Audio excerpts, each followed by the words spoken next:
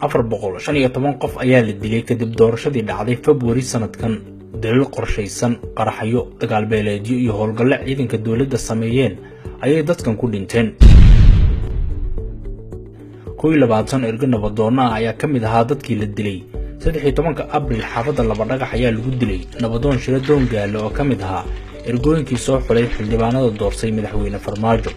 2 maalmood oo isxiga ayaa la dilay nabadoon Cabdiqaadir Faray iyo Sayid Cali Abdidoon. 25 May degmada Hodan waxaa lagu dilay Xaliimo Cilmi Yuusuf oo kamid ahayd ergadii doorashada dhawaan dhacday. haddaan kala qaadno 415 dhimasho goobaha ay ka dhaceen magaalada Muqdisho kaliya waxaa lagu dilay 184 qof.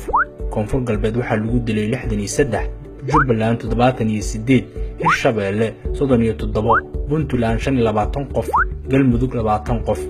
Farmaajo waxa uu magacaabay taliye booliis Cabdixakiin Daahir Saacid oo isla xilka taliyaha booliiska laga qaaday July 2014 kadib ammaanka oo faraha ka baxay xilliga.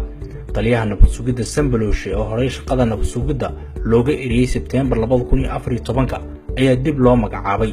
sidoo kale taliyaha xoogga dalka iyo abaanduulaha ciidanka ayaa xeelkaas hore u soo qabtay. 30 qarax ayaa dhacay 4 bilood oo Farmaajo madaxweyne ahaa. dhanka kale 4 sano ee la soo dhaafay waxaa dhacay 52 qarax. madaxweyne Farmaajo ammaanka inuu wax ka qaban doono ayuu ballan qaaday kahor inta aan la dooran.